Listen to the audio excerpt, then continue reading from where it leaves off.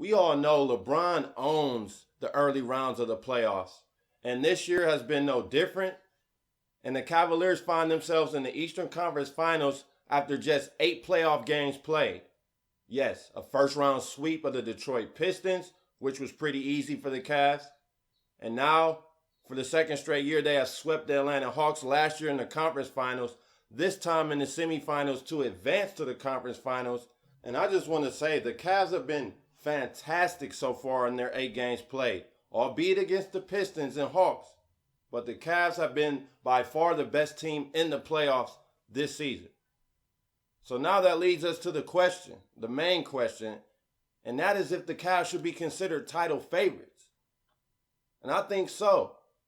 I'll tell you why next.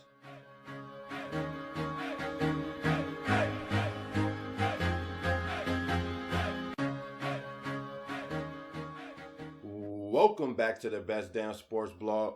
Back again to talk NBA with you guys, specifically the Cleveland Cavaliers, who capped off yet another series sweep, this time of the Atlanta Hawks for the second consecutive year. And now the Cavs are just sitting, chilling, waiting for the winner of that Miami-Toronto series, which is a good series because it's a toss-up, but it's a lot of bad basketball being played. And whoever comes out of that series will lose in 5 or 6 at best to the Cavaliers.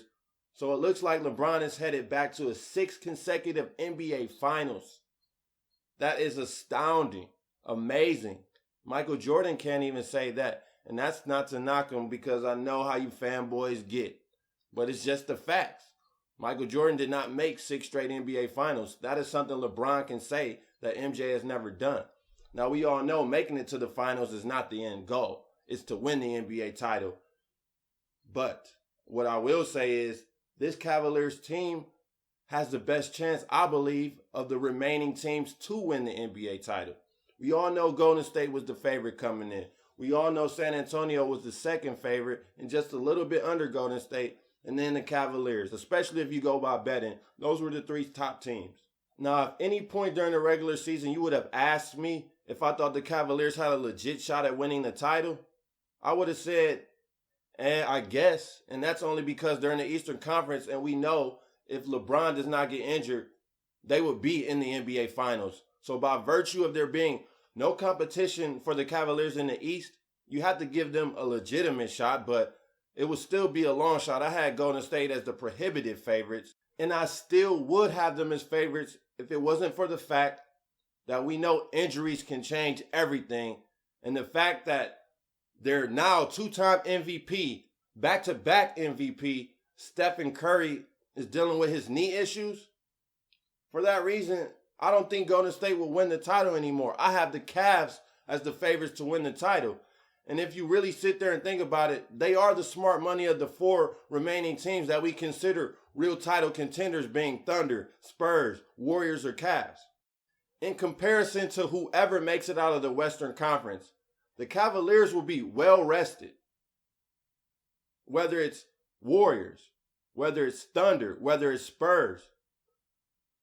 The Thunder and Spurs are playing in a dogfight right now. Series is tied 2-2. That can go either way. I don't know who is going to come out that series.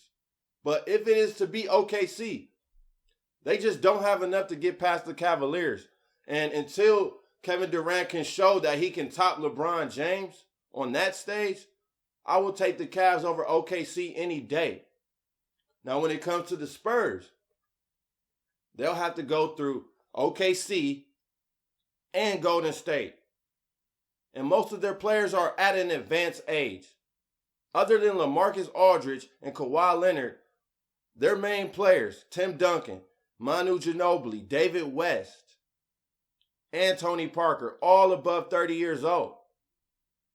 You're asking a lot out of those guys. And the Cavaliers, they're a young team, and they like to play fast, and they like to find the open shooters. LeBron James has been marvelous so far in the playoffs, and his passing wizardry is just amazing to watch. It really is. It's definitely on the same echelon as Magic Johnson. I won't say it's better, but he's definitely in the same bracket as Magic Johnson when it comes to passing the rock. And he is by far the greatest passer in the NBA as we speak. The way he finds the three-point shooters is amazing for the Cavaliers. And then we get to Golden State. Their title hopes all lies on Steph Curry's knee.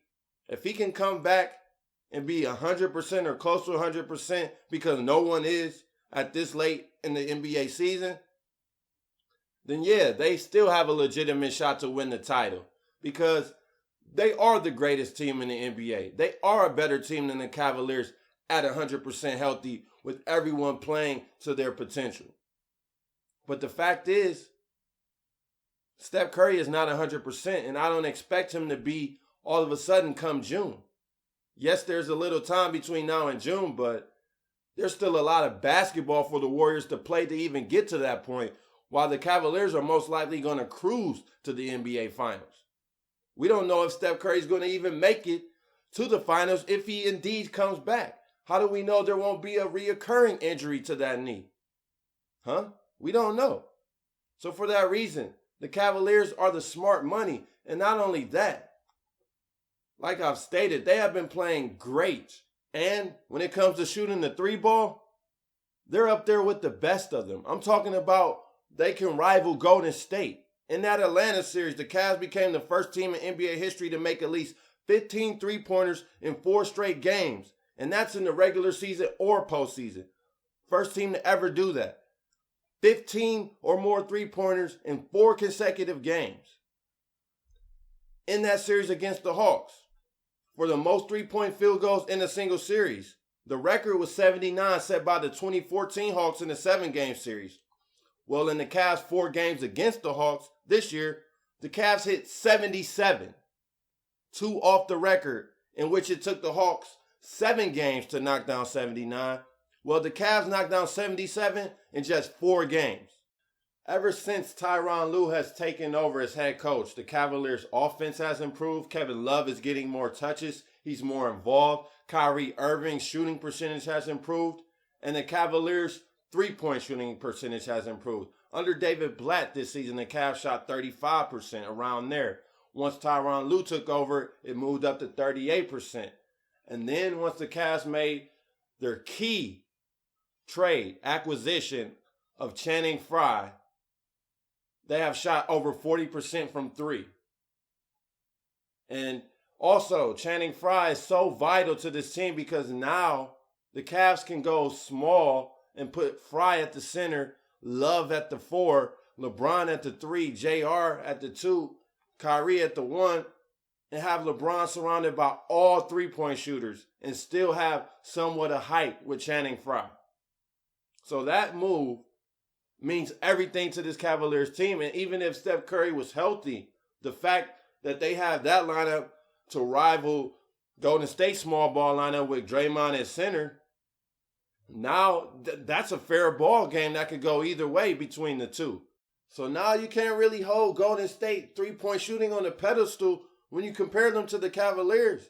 The Cavs have been just as great, if not better, shooting the three ball than Golden State has, especially in the playoffs. The proof is in the numbers. Golden State, in their 8 games played, have made 91 three-pointers.